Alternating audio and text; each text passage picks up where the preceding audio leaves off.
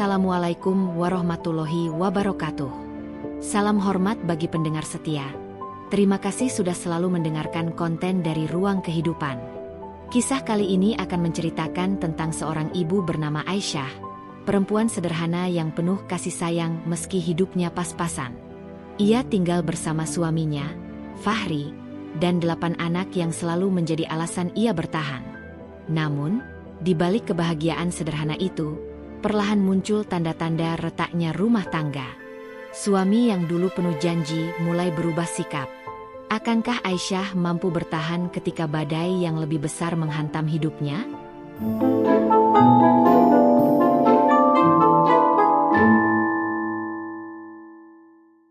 Di sebuah desa kecil di pinggiran kota, hidup seorang perempuan bernama Aisyah.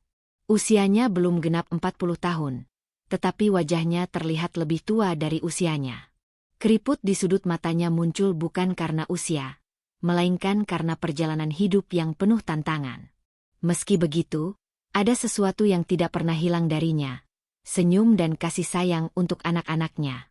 Aisyah tinggal di sebuah rumah sederhana berdinding papan, dengan atap seng yang kadang bocor kalau hujan deras turun. Rumah itu tidak besar, hanya terdiri dari 2 kamar sempit, ruang tamu kecil yang sekaligus jadi tempat anak-anak belajar, dan dapur sederhana yang sering dipenuhi aroma kayu bakar. Disitulah Aisyah menjalani hari-harinya bersama 8 anaknya, sambil menunggu kelahiran anak yang ke-9. Sejak pagi buta, rumah itu selalu ramai oleh suara anak-anak.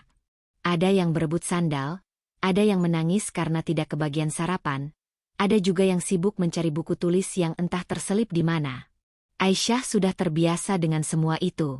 Dengan sabar, ia menenangkan yang menangis, membagi jatah sarapan yang seadanya, dan memastikan anak-anaknya tetap semangat berangkat sekolah meski bekalnya sering hanya sepotong ubi rebus. "Mak, aku mau tambah nasinya," pinta si nomor 5, dengan mata bulat penuh harap. Aisyah tersenyum sambil mengelus kepala anaknya. "Nanti siang, Nak. Pagi ini kita cukup makan segini dulu. Ya, biar perutmu tidak kosong." Anak itu menurut, meski wajahnya kecewa. Aisyah tahu, sebenarnya anak-anaknya sering masih lapar. Tapi apa daya, beras yang tersisa di kaleng hanya sedikit. Ia harus pandai-pandai membaginya supaya cukup sampai besok. Meski hidup pas-pasan, suasana rumah Aisyah sering terasa hangat. Anak-anaknya tumbuh akrab, saling bercanda, dan terkadang saling bertengkar kecil layaknya anak-anak lain. Bagi Aisyah, melihat mereka tertawa bersama sudah menjadi kebahagiaan yang tak tergantikan. Namun, di balik senyum itu, ada sesuatu yang mengganjal. Fahri, suaminya, belakangan ini semakin jarang pulang. Dulu, meski penghasilannya pas-pasan sebagai buruh serabutan, Fahri selalu berusaha menyempatkan diri bercengkerama dengan anak-anak. Ia punya cara sendiri membuat rumah kecil itu terasa penuh tawa. Tapi sekarang, suasana berubah. Fahri sering pergi pagi dan pulang larut malam. Kadang, ia tidak pulang sama sekali. Kalaupun pulang, wajahnya lebih sering dingin, dan ia cepat marah pada hal-hal kecil. "Abah kenapa? Mak, kok sekarang jarang main sama kita?" tanya anak pertama, yang mulai menyadari perubahan itu. Aisyah hanya bisa menjawab pelan. "Abahmu sedang banyak kerjaan, Nak. Doakan saja supaya abahmu sehat." Itu jawaban yang selalu ia ulang, meski hatinya sendiri dipenuhi tanya. Ia mulai mendengar bisikan-bisikan tetangga. Ada yang bilang melihat Fahri di pasar sedang duduk berdua dengan seorang perempuan muda. Ada juga yang bilang Fahri sering terlihat mengantar perempuan itu dengan motor tuanya. Aisyah tidak langsung percaya. Ia mencoba menutup telinga dari gosip. Baginya, menjaga hati anak-anak lebih penting daripada memikirkan kabar miring yang belum tentu benar. Namun, semakin lama, hatinya tidak bisa bohong. Kecurigaan itu semakin tumbuh. Malam itu, Aisyah duduk di teras rumah setelah anak-anak tertidur. Angin malam berhembus pelan, membawa aroma tanah basah. Ia menatap langit yang penuh bintang, sambil mengusap perutnya yang besar. "Ya Allah, kuatkan aku," bisiknya pelan. Kalau benar Fahri berubah, Beri aku hati yang sabar. Air matanya menetes tanpa ia sadari. Ia tidak ingin menangis di depan anak-anak. Baginya, menjadi ibu berarti harus terlihat kuat, meski hatinya rapuh. Pagi berikutnya, ia kembali menjalani rutinitas. Mengantar anak-anak sekolah, menjemur pakaian, membersihkan rumah, dan menyiapkan makan. Sesekali, ia menyapa tetangga yang lewat. Walaupun ada yang menatapnya dengan tatapan iba, ada juga yang menyindir dengan kata-kata samar. Aisyah berusaha tetap ramah. "Ma, Aisyah kuat sekali ya. Anaknya banyak tapi tetap bisa tersenyum," kata Bu Salma, tetangga yang paling dekat dengannya. Aisyah tersenyum, meski dalam hatinya ada luka yang dalam. "Kalau tidak tersenyum, saya bisa jatuh, Bu. Anak-anak ini butuh saya berdiri." Bu Salma menepuk bahunya dengan lembut. Ia tahu, sahabatnya itu sedang menyimpan beban berat. Hari-hari berlalu. Aisyah makin sering merasa kesepian. Perutnya semakin besar, tenaganya semakin berkurang, sementara Fahri semakin jarang terlihat. Anak-anak mulai bertanya lebih sering, "Abah mana, Mak?" Dan Aisyah selalu menjawab dengan kalimat yang sama, meski hatinya hancur sedikit demi sedikit. Malam itu, Fahri pulang lebih awal dari biasanya. Anak-anak berlari menyambutnya dengan riang, seolah semua kerinduan terbayar. Tapi yang mereka dapatkan hanyalah wajah lelah dan suara datar. "Abah, ayo main benteng-bentengan," seru si nomor 3 dengan semangat. "Nanti saja, Abah capek," jawab Fahri singkat, lalu masuk ke kamar tanpa menoleh. Aisyah menatap punggung suaminya dengan hati yang getir. Ada jarak yang semakin jauh, meski hanya dipisahkan oleh pintu rumah mereka sendiri. Di kamar, Fahri duduk diam. Ia tidak menatap Aisyah, bahkan tidak bertanya kabar tentang kandungannya. Padahal, dulu Fahri selalu cerewet menanyakan kondisi setiap kali Aisyah hamil. "Bang, anak-anak kangen sama Abah," kata Aisyah hati-hati. Fahri hanya mengangguk pelan, lalu berbaring membelakangi istrinya. Malam itu, Aisyah tidak bisa tidur. Ia menatap langit-langit rumahnya sambil mengusap perutnya. Ada rasa cemas, takut, dan sakit hati yang bercampur jadi satu. Ia ingin marah, tapi tidak punya tenaga. Ia ingin bertanya langsung, tapi lidahnya keluh. Yang bisa ia lakukan hanyalah kembali berdoa dalam hati, berharap ada keajaiban yang bisa menyelamatkan rumah tangganya. Bagi Aisyah, hidup sederhana bukan masalah. Ia bisa menerima makan seadanya, rumah kecil, dan pakaian yang tidak baru. Tapi yang paling ia takuti adalah kehilangan kebersamaan yang selama ini membuat semua kesulitan terasa ringan. Dan malam itu, untuk pertama kalinya, ia benar-benar merasa tanda-tanda itu nyata. Janji pernikahan yang dulu mereka ucapkan perlahan mulai retak. Hari-hari Aisyah berjalan semakin berat. Perutnya makin membesar, langkahnya makin lambat, sementara pekerjaan rumah tidak pernah berkurang. Anak-anak tetap harus makan, rumah tetap harus bersih, dan pakaian tetap harus dicuci. Namun, ada satu hal yang tidak bisa ia kendalikan. Hilangnya kehangatan dari suaminya, Fahri. Sudah lebih dari 2 minggu, Fahri jarang pulang. Kalaupun pulang, wajahnya dingin dan suaranya pendek. Ia seperti orang asing di rumahnya sendiri. Anak-anak yang dulu begitu dekat dengan abah mereka mulai merasa sungkan. "Mak, kenapa Abah tidak mau main sama kita lagi?" tanya si nomor 4 dengan polos. Aisyah menatap wajah kecil itu dengan senyum yang dipaksakan. "Abah sedang sibuk kerja, Nak. Doakan saja supaya Abah bisa cepat pulang dan main lagi sama kalian." Jawaban itu keluar lagi, meski dalam hatinya Aisyah tidak yakin. Ia hanya ingin anak-anaknya tetap merasa punya seorang ayah yang peduli. Namun, malam-malam panjang tanpa Fahri semakin membuat hatinya gundah. Di desa, gosip menyebar lebih cepat daripada angin. Orang-orang selalu punya cerita, dan sayangnya, cerita itu seringkali benar. Mulai terdengar bisikan tentang Fahri yang sering terlihat bersama seorang perempuan muda di pasar. Ada yang bilang perempuan itu janda beranak satu. Ada juga yang bilang ia gadis perantau yang bekerja di warung. Siapapun dia, yang jelas, Nama Fahri selalu disebut bersamanya. Suatu sore, ketika Aisyah sedang menjemur pakaian, dua tetangga berbincang sambil melirik ke arahnya. "Itu loh, Fahri. Katanya sekarang sering kelihatan sama si Wati. Kemarin saja aku lihat mereka makan bareng di warung," bisik salah satunya, cukup keras untuk terdengar. Yang lain menimpali, "Iya, padahal istrinya di rumah lagi hamil besar." Kasihan Aisyah. Tapi ya begitulah laki-laki kalau sudah kena godaan. Aisyah pura-pura tidak mendengar. Ia menunduk, merapikan jemuran, lalu masuk ke rumah dengan dada sesak. Air matanya hampir tumpah, tapi ia menahannya. Ia tahu, jika ia menangis di depan anak-anak, mereka akan bertanya-tanya. Malam itu, Aisyah duduk di teras, menunggu Fahri.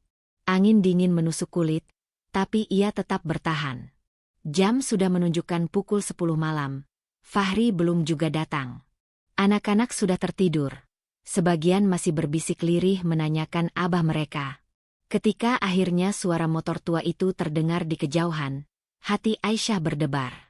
Ia ingin menegur, ingin bertanya kemana Fahri selama ini. Namun begitu Fahri turun dari motor, wajahnya terlihat lelah sekaligus acuh. "Bang, dari mana saja?" tanya Aisyah pelan. Fahri tidak menjawab. Ia hanya melepas jaket, lalu masuk ke kamar. Aisyah mengikutinya. "Bang, anak-anak kangen. Mereka nanya terus tentang abah." Fahri mendengus. "Aku capek." "Yah, jangan ditanya-tanya lagi." Itu saja. Tidak ada penjelasan, tidak ada cerita. Aisyah hanya bisa menatap punggung suaminya yang semakin terasa jauh. Hari-hari berikutnya, gosip semakin menjadi. Ada tetangga yang dengan sengaja menyinggung di depan Aisyah. "Aisyah, sabar ya. Laki-laki itu memang kadang begitu. Apalagi kalau ketemu yang lebih muda." Kalimat itu menusuk hati Aisyah. Ia tidak pernah minta dikasihani, apalagi dibanding-bandingkan. Namun, itulah kenyataan hidup di desa. Semua orang merasa berhak tahu urusan orang lain. Di tengah gundahnya, Aisyah tetap berusaha menjaga diri. Ia tidak mau menuduh Fahri tanpa bukti. Baginya, pernikahan adalah janji suci, dan ia masih berpegang pada harapan bahwa suaminya akan kembali seperti dulu. Tapi semakin hari, tanda-tanda itu makin jelas. Fahri mulai jarang memberi uang belanja. Kalau ditanya, jawabannya selalu, "Belum ada rezeki." Padahal, Aisyah mendengar sendiri dari beberapa orang bahwa Fahri sering mentraktir perempuan itu di pasar. Pagi itu, ketika Aisyah hendak menumbuk bumbu di dapur, ia terhenti karena mendengar dua anaknya berbisik. "Kak, tadi aku dengar Bu Rini bilang, abah sering sama perempuan lain. Apa betul?" "Jangan bilang ke Mak, nanti Mak sedih," jawab kakaknya pelan. Aisyah berdiri kaku. Tangannya gemetar, matanya panas. Ia tidak menyangka gosip itu bahkan sampai ke telinga anak-anak. Itu artinya, bukan hanya dirinya yang terluka, tetapi juga hati kecil mereka. Siang harinya, Aisyah memberanikan diri berbicara lagi pada Fahri. Saat itu kebetulan Fahri pulang sebentar untuk mengambil sesuatu. "Bang, aku dengar banyak cerita dari orang. Mereka bilang abang dekat dengan perempuan lain. Apa itu benar?" Fahri menatapnya sekilas, lalu tertawa dingin. "Kamu percaya omongan orang kampung? Mereka cuma iri." "Yah, sudah, jangan pikir yang macam-macam." Jawaban itu tidak membuat Aisyah lega. Sebaliknya, hatinya makin hancur. Ia tahu, Fahri sedang berbohong. Malamnya, ia kembali duduk di tepi ranjang, mengusap perutnya yang besar. Janin di dalamnya bergerak, seolah ikut merasakan gundah sang ibu. "Anakku, sabarlah. Jangan salahkan abahmu. Mak akan berjuang untuk kalian," bisiknya dengan air mata yang akhirnya jatuh juga. Di luar kamar, terdengar suara anak-anak yang berbisik sebelum tidur. Mereka mulai merasakan sesuatu yang tidak beres, tapi tidak berani bertanya lagi. Rumah kecil yang dulu penuh tawa kini lebih sering sunyi. Hari-hari berlalu. Aisyah semakin sering merasa sendirian. Bahkan saat duduk makan bersama anak-anak, kursi Fahri hampir selalu kosong. Ia mulai merasa, janji pernikahan yang dulu mereka ikrarkan, untuk setia dalam suka maupun duka, pelan-pelan retak. Meski begitu, Aisyah tetap berusaha tegar. Ia tidak ingin anak-anak tumbuh dengan kebencian terhadap ayah mereka. Ia mengajarkan mereka untuk tetap mendoakan Fahri, meski hatinya sendiri hancur. Kalau malam, jangan lupa doakan abahmu, ya, ucapnya sebelum anak-anak tidur. Dan anak-anak itu, dengan polosnya, menengadahkan tangan sambil berdoa. Doa yang sederhana, doa anak-anak yang masih percaya bahwa ayah mereka hanya sedang sibuk bekerja, bukan sedang sibuk dengan wanita lain. Aisyah menatap mereka dengan hati perih. Ia tahu, sebentar lagi kenyataan pahit itu akan terbongkar, dan ia tidak tahu bagaimana harus menjelaskannya. Yang ia tahu hanyalah satu, ia harus tetap berdiri demi anak-anaknya, meski janji pernikahan itu sudah mulai retak. Hari itu, matahari bersinar terik, tapi hati Aisyah terasa gelap. Fahri sudah 3 hari tidak pulang. Anak-anak bertanya tanpa henti, "Mak, Abah kemana?" Aisyah menjawab dengan sabar, meski di dalam dadanya ada rasa sesak yang makin menekan. Perutnya sudah begitu besar. Kandungan anak ke-9 membuat langkahnya terasa berat. Namun, ia masih tetap mengurus semua pekerjaan rumah, menyiapkan makanan seadanya, dan menenangkan anak-anak yang mulai resah. Malam keempat, akhirnya Fahri pulang. Tapi kali ini berbeda. Ia tidak datang dengan wajah letih seorang pekerja, melainkan dengan sorot mata dingin yang asing. Anak-anak berlari menyambutnya, tapi ia tidak membalas pelukan. "Abah, Abah," teriak si bungsu, mencoba meraih tangannya. Fahri menyingkirkan pelukan kecil itu dengan kasar. "Sudah, jangan ribut," katanya. Anak-anak pun terdiam, ketakutan. Aisyah berdiri terpaku di dapur, melihat semua itu. Ia tahu, sesuatu yang besar akan terjadi malam ini. Benar saja. Setelah anak-anak masuk tidur, Fahri duduk di ruang tamu, wajahnya kaku. "Aku tidak bisa lagi tinggal di sini, Yah," katanya tanpa menatap istrinya. Aisyah terhenyak. "Apa maksudmu, Bang?" "Aku sudah tidak bisa. Aku lelah dengan hidup seperti ini. Aku ingin hidup dengan cara lain, dengan orang lain," jawab Fahri, suaranya datar. Sejenak dunia Aisyah berhenti berputar. "Orang lain? Maksud abang, perempuan itu?" Fahri tidak menjawab. Diamnya justru menjadi jawaban paling menyakitkan. Air mata Aisyah jatuh begitu saja. "Bang, aku sedang hamil besar. Anak kita yang ke-9 akan lahir sebentar lagi. Bagaimana dengan anak-anak? Bagaimana dengan aku?" Fahri berdiri, mengambil tas kecil yang sudah ia siapkan. "Aku sudah memutuskan. Jangan halangi aku. Aku ingin hidup dengan dia." Kata-kata itu seperti pisau yang menusuk jantung Aisyah. Ia ingin berteriak, ingin menahan, tapi tubuhnya lemah. Ia hanya bisa terisak, menatap suaminya yang pergi meninggalkan rumah tanpa sedikit pun menoleh ke belakang. Pintu itu tertutup keras. Malam itu, untuk pertama kalinya, rumah mereka terasa benar-benar kosong. Anak-anak yang belum tidur terbangun oleh suara pintu. Mereka keluar kamar dengan mata mengantuk. "Mak, Abah kemana?" tanya anak sulung, dengan nada cemas. Aisyah tidak bisa menjawab. Ia hanya memeluk mereka erat-erat, menangis sejadi-jadinya. Anak-anak pun ikut menangis, meski mereka belum sepenuhnya mengerti apa yang sedang terjadi. Malam itu menjadi malam terpanjang dalam hidup Aisyah. Ia duduk di ruang tamu hingga fajar, matanya bengkak karena menangis. Dalam perutnya, bayi yang belum lahir bergerak-gerak, seolah ikut merasakan penderitaan ibunya. Esoknya, kabar kepergian Fahri menyebar cepat. Desa kecil itu tidak pernah bisa menyimpan rahasia. Orang-orang berbisik, ada yang menggeleng prihatin, ada juga yang mencibir. Kasihan sekali Aisyah, ditinggal suami padahal lagi hamil besar. Ya beginilah kalau laki-laki sudah kemakan rayuan muda-mudi. Entah bagaimana nasib anak-anaknya nanti. Aisyah mendengar semua itu, tapi ia tidak punya tenaga untuk melawan. Ia hanya diam, menunduk, pura-pura sibuk menyapu halaman. Yang paling menyakitkan, ia tidak punya keluarga untuk bersandar. Orang tuanya sudah lama meninggal. Saudara-saudaranya tinggal jauh dan sibuk dengan urusan masing-masing.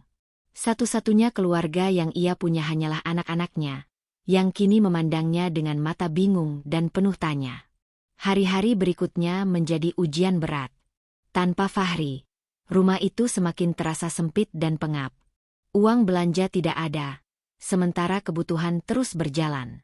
Anak-anak sering lapar, dan Aisyah harus memutar otak agar mereka tetap bisa makan walau hanya dengan singkong rebus atau bubur encer. Suatu sore, ketika ia sedang mencuci baju di sumur, perutnya terasa kencang.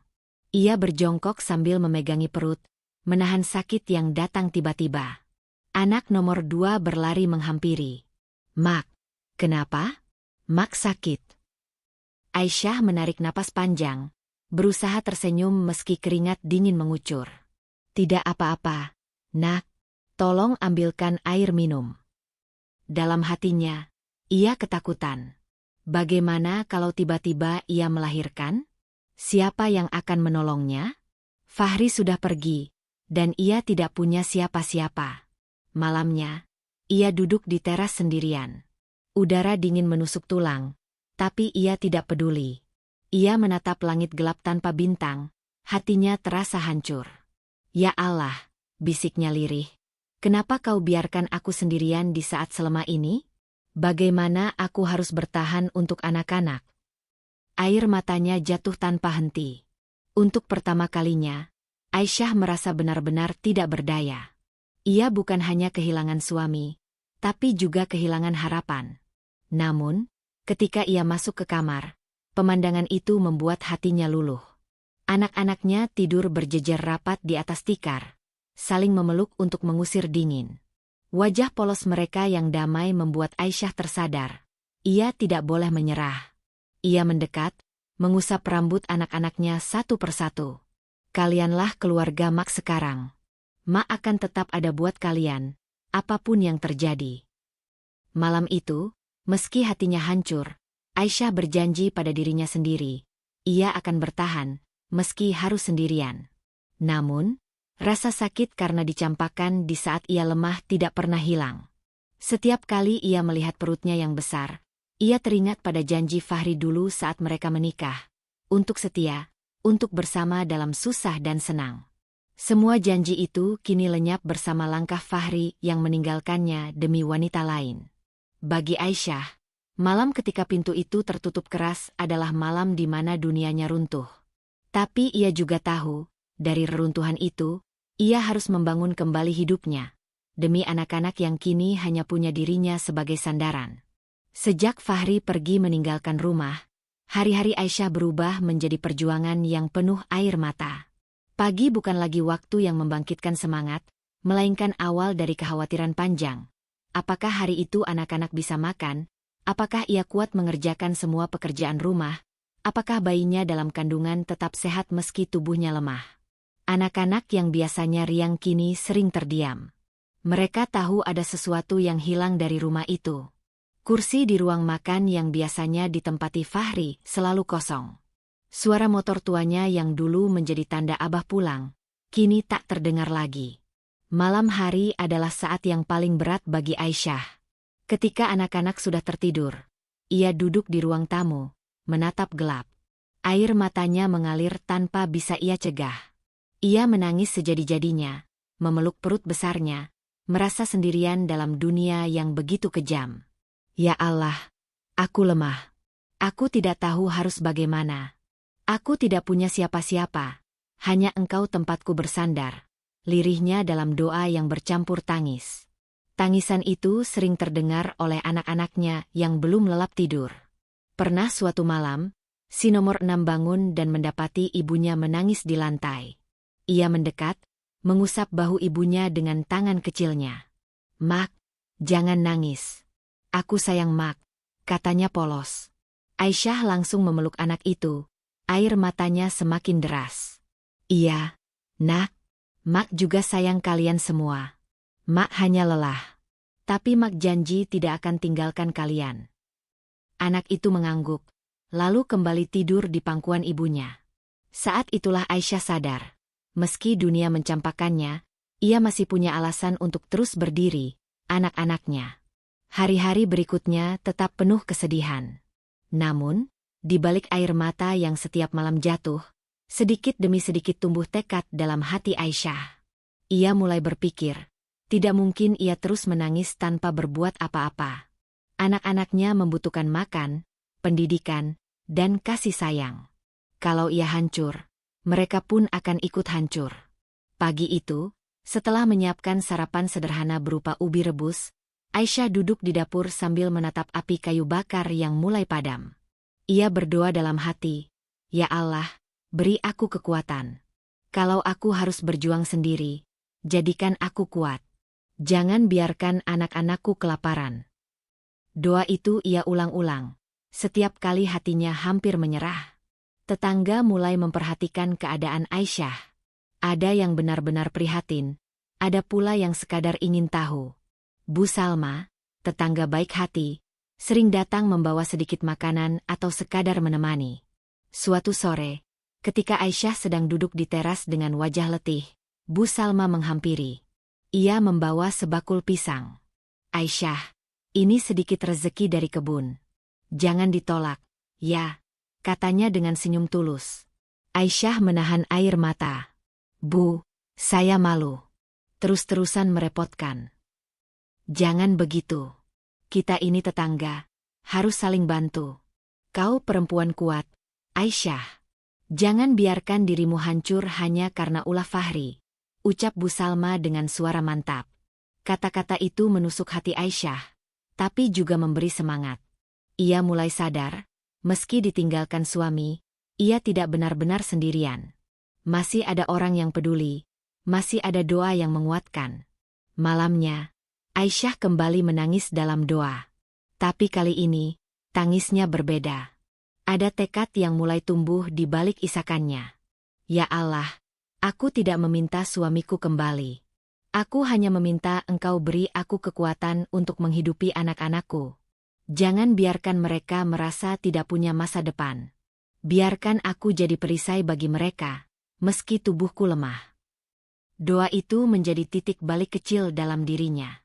Beberapa hari kemudian, anak-anak melihat perubahan pada ibunya. Meski masih sering menangis diam-diam, Aisyah mulai tersenyum lagi. Ia berusaha lebih sabar ketika anak-anak berebut makanan, lebih kuat ketika tubuhnya terasa lelah. "Mak, kok sekarang Mak sering senyum?" tanya si nomor 3, polos. Aisyah mengelus kepala anaknya. "Karena Mak punya kalian. Kalau Mak sedih terus, siapa yang jaga kalian?" Jawaban itu membuat anak-anak tersenyum lega. Mereka tidak tahu betapa besar luka di hati ibunya, tapi mereka merasakan sedikit kehangatan kembali. Malam demi malam, Aisyah masih sering menangis, tapi kini setiap air mata selalu diikuti dengan doa. Doa yang membuatnya kuat, doa yang membuatnya yakin bahwa Tuhan tidak akan meninggalkan hambanya. Suatu malam, ia bermimpi bertemu dengan almarhum ibunya. Dalam mimpi itu, sang ibu tersenyum, mengusap kepalanya, lalu berkata, "Jangan takut, Aisyah. Kau lebih kuat dari yang kau kira. Bangkitlah, demi anak-anakmu." Ketika terbangun, air matanya membasahi bantal. Namun, ia merasa ada kekuatan baru yang menyelinap ke dalam dirinya. Sejak hari itu, Aisyah mulai mengubah cara pandangnya. Ia tidak lagi melihat dirinya sebagai perempuan yang dicampakkan, melainkan sebagai ibu yang harus berdiri tegak. Ia tahu, perjuangan di depan masih panjang, tapi setidaknya ia sudah menemukan alasan untuk melangkah, anak-anaknya. Air mata dan doa menjadi sahabatnya setiap malam. Dan dari tangisan yang tidak pernah berhenti, tumbuhlah tekad yang perlahan menguatkan hati seorang ibu yang pernah merasa dunia runtuh. Hari-hari Aisyah kian berat, namun tekadnya semakin kuat. Perutnya yang kian membesar tak menghalanginya untuk berusaha. Ia tahu, tangisan saja tidak akan mengisi perut anak-anaknya. Maka suatu pagi, dengan sisa tenaga yang ada, Aisyah memutuskan untuk berjualan makanan kecil di depan rumah. Awalnya, ia hanya membuat gorengan sederhana, pisang goreng, bakwan, dan tahu isi. Bahan-bahan ia peroleh dari sedikit uang tabungan yang tersisa. Tangannya gemetar saat mengaduk adonan, tapi hatinya mantap. "Mak, boleh aku bantu?" tanya anak sulungnya, penuh semangat. Aisyah tersenyum. "Boleh, Nak. Bantu Mak bungkusin, ya." Anak-anak pun ikut sibuk. Ada yang membantu memotong plastik, ada yang mengatur meja kecil di depan rumah. Meski sederhana, pemandangan itu menghangatkan hati Aisyah. Ia merasa tidak sendiri. Ia dan anak-anak adalah satu tim. Siang itu, jualannya mulai dilirik orang. Anak-anak sekolah yang lewat membeli gorengan dengan uang saku mereka. Ada pula tetangga yang sengaja datang untuk mendukung. Meski penghasilan tak seberapa, Aisyah merasa bangga. "Alhamdulillah, Nak. Kita bisa makan hari ini dari hasil keringat sendiri," ucap Aisyah dengan mata berkaca-kaca. Beberapa hari kemudian, Bu Salma datang membantu. Ia melihat Aisyah kepayahan menggoreng sambil sesekali mengelus perutnya yang besar. "Aisyah, kau ini nekat sekali. Sudah hamil tua masih saja bekerja keras," tegur Bu Salma, namun nadanya penuh sayang. Aisyah tersenyum lemah. "Kalau saya tidak begini, anak-anak makan apa, Bu? Mereka butuh saya." Bu Salma duduk, lalu mengambil alih wajan gorengan. "Biar aku yang goreng. Kau istirahat sebentar. Jangan sampai jatuh sakit." Air mata Aisyah menetes, tapi kali ini bukan karena sedih, melainkan haru. "Terima kasih, Bu. Saya benar-benar tidak tahu harus membalas apa." "Tidak usah dibalas. Kau hanya perlu tetap kuat. Ingat, anak-anak butuh ibunya. Kalau kau tumbang, siapa yang menjaga mereka?" kata Bu Salma mantap. Hari demi hari, perjuangan itu terus berlangsung. Aisyah terbiasa bangun lebih pagi, menyiapkan adonan, lalu duduk di depan rumah bersama anak-anak yang ikut membantu. Meski tubuhnya letih, hatinya terasa lebih ringan karena ia tahu setiap usaha kecilnya adalah bentuk cinta yang nyata. Sore hari, ketika uang hasil jualan terkumpul di tangannya, Aisyah menatapnya lama. Mungkin jumlahnya tak besar, tapi bagi Aisyah, itu adalah bukti bahwa ia masih bisa berdiri, masih bisa berjuang. Malamnya, ia kembali berdoa. Namun kali ini, doanya bukan lagi sekadar permohonan agar dikuatkan, melainkan rasa syukur. "Ya Allah, terima kasih. Aku memang ditinggalkan, tapi Engkau tidak pernah meninggalkanku. Berikan aku terus kekuatan untuk membesarkan anak-anakku," ucapnya lirih. Di tengah segala kesulitan, Aisyah menemukan arti baru dalam hidupnya. Perjuangan seorang ibu yang tidak pernah menyerah demi anak-anaknya. Malam itu, hujan turun deras. Aisyah merintih kesakitan. Tubuhnya lemah, wajahnya pucat. Perutnya yang besar terasa seperti diremas dari dalam. Anak-anak yang masih kecil kebingungan, tak tahu harus berbuat apa. Mereka hanya menangis melihat ibunya terbaring di lantai dengan nafas tersengal. "Cepat panggil Bu Salma," teriak Aisyah dengan sisa tenaganya. Anak sulungnya segera berlari ke rumah tetangga. Tak lama kemudian, Bu Salma datang tergopoh-gopoh, membawa kain dan air panas. Ia langsung mengambil alih keadaan.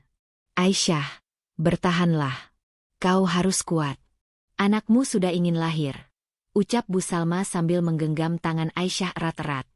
Tangisan dan teriakan kesakitan terdengar sepanjang malam. Aisyah hampir tak sanggup lagi. Tubuhnya seolah habis tenaga. Beberapa kali ia merasa seperti akan pingsan. Namun, setiap kali ia teringat wajah anak-anaknya yang menatap penuh cemas, ia memaksa dirinya untuk tetap sadar. "Ya Allah, tolong aku. Jangan biarkan anak-anakku kehilangan ibu," bisiknya di sela-sela rintihan.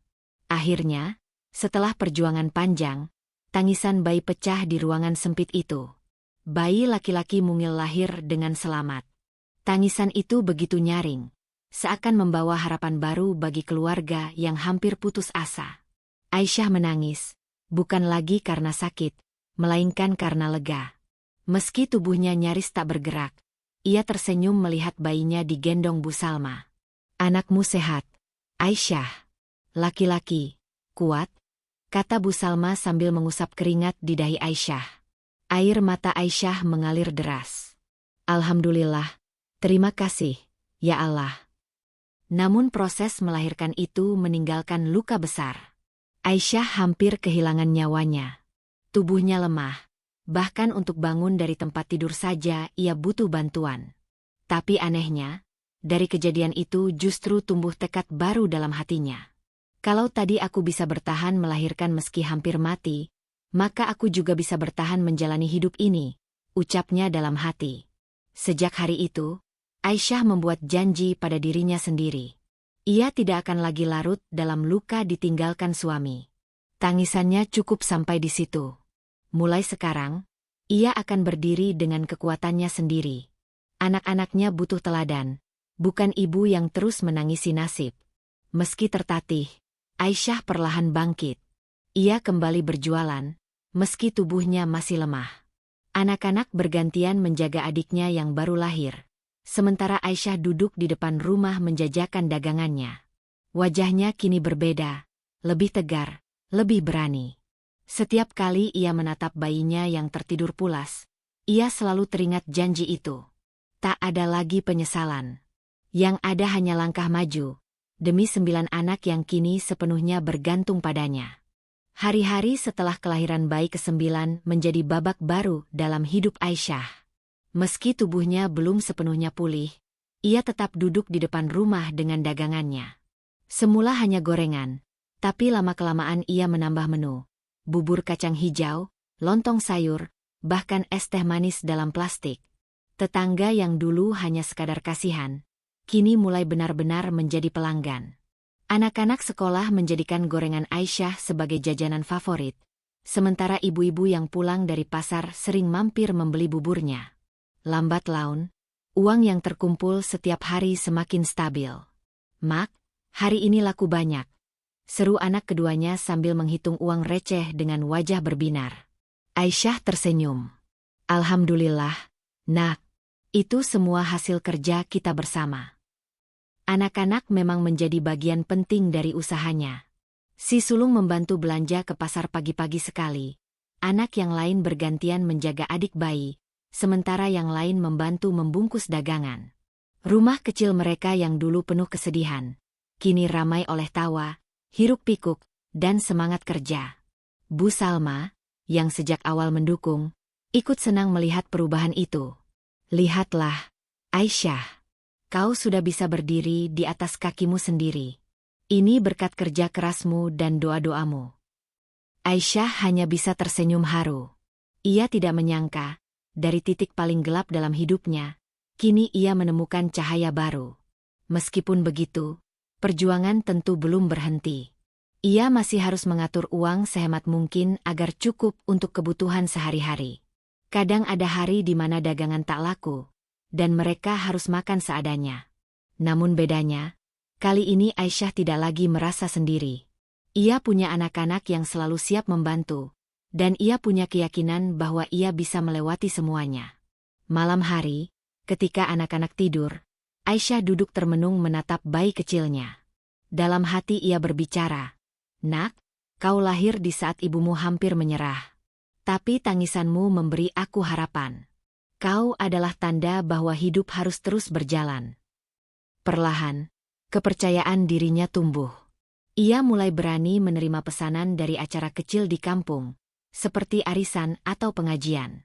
Pendapatan bertambah, meski tidak besar. Anak-anak pun semakin bangga pada ibunya. "Kita kuat, Mak, karena Mak tidak pernah menyerah," ucap anak sulungnya suatu malam. Ucapan itu membuat Aisyah hampir menitikkan air mata. Bukan air mata kesedihan, melainkan air mata bahagia. Kini ia menyadari, kehilangan Fahri memang menyakitkan, tetapi juga menjadi jalan baginya untuk menemukan kekuatan yang selama ini tersembunyi. Hidupnya memang tak mudah, namun perlahan cahaya itu semakin terang. Aisyah belajar bahwa di balik gelapnya pengkhianatan dan kemiskinan, selalu ada ruang bagi cahaya harapan, selama ia berani melangkah. Hari itu, hujan turun rintik-rintik. Aisyah baru saja menutup dagangannya ketika seorang lelaki renta datang tertatih. Wajahnya pucat, pakaian kusut, dan tubuhnya kurus. Ia berhenti di depan rumah, menatap Aisyah dengan mata sayu. Aisyah, suara itu parau, namun cukup untuk membuat dada Aisyah bergetar. Ia terdiam. Lelaki itu adalah Fahri, suami yang dulu meninggalkannya saat hamil tua. Kini, ia kembali dalam keadaan jatuh miskin, sakit-sakitan, dan tak punya siapa-siapa. Aku salah. Aku bodoh. Maafkan aku. Aku tidak punya tempat lagi selain kau, ucap Fahri dengan air mata mengalir di pipinya. Anak-anak Aisyah keluar, menatap ayah mereka yang sudah lama hilang. Ada yang bingung, ada pula yang menahan amarah. Aisyah berdiri kaku. Dalam hatinya, luka lama kembali terbuka. Ia ingat betapa perihnya ditinggalkan, betapa hancurnya ia saat itu. Tapi ia juga ingat, tanpa peristiwa itu, ia takkan menjadi kuat seperti sekarang. Suasana hening. Hanya suara hujan yang menemani. Aisyah menarik napas dalam. Aku sudah memaafkanmu, Fahri. Tapi, ia berhenti sejenak, menatap anak-anaknya yang kini tumbuh besar, lalu kembali menatap Fahri. Aku tidak bisa membiarkanmu kembali. Aku sudah menemukan jalanku sendiri. Anak-anakku cukup bagiku. Fahri terisak, menunduk lemah. Aisyah memalingkan wajah, menahan air mata. Hari itu, pintu rumah tetap terbuka, tapi pintu hatinya sudah berbeda. Ia memilih memaafkan, tanpa harus kembali terikat. Aisyah tahu, harga dirinya kini jauh lebih berharga daripada luka masa lalu.